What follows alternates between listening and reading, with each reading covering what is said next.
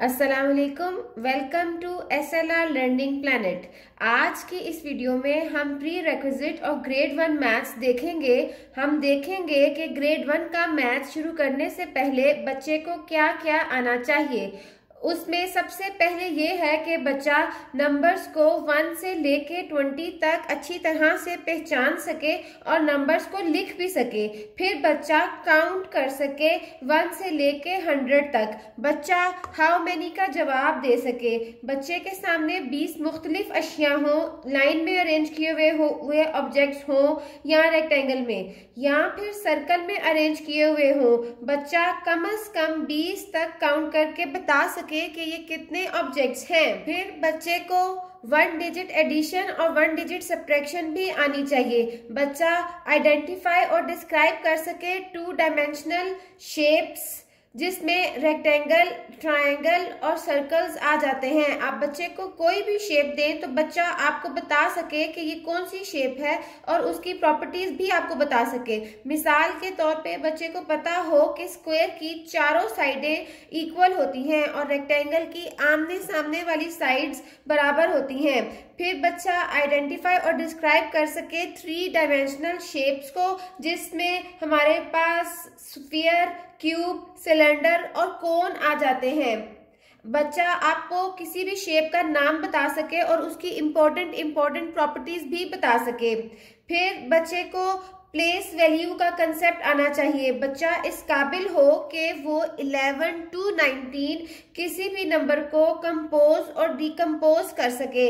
मिसाल के तौर पर अगर मैं बच्चे को नंबर 15 दूं और उससे पूछूं कि इसमें 1 कौन सा है और 10 कौन सा है तो बच्चा मुझे बता सके कि 15 में 5 जो है वो 1's प्लेस पे है और 1 जो है वो 10's प्लेस पे है। A child should know different ways to make a number।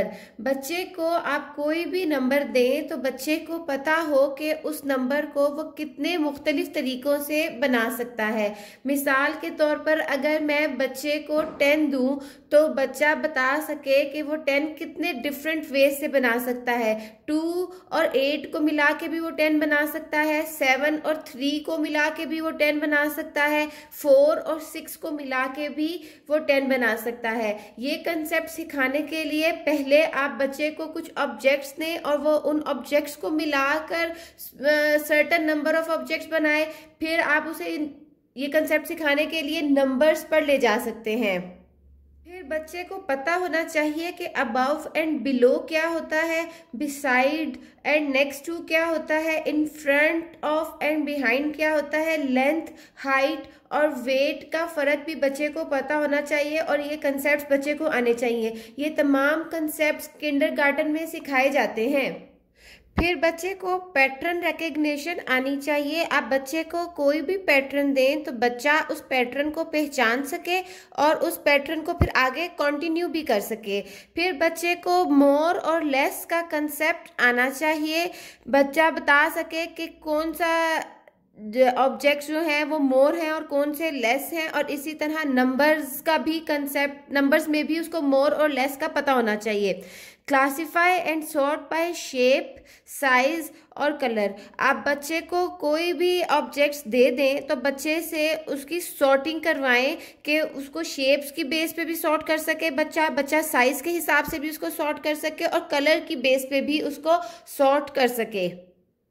अगर बच्चे को ये सब आता है तो इसका मतलब है कि वो ग्रेड 1 के मैथ्स को सीखने के लिए रेडी है।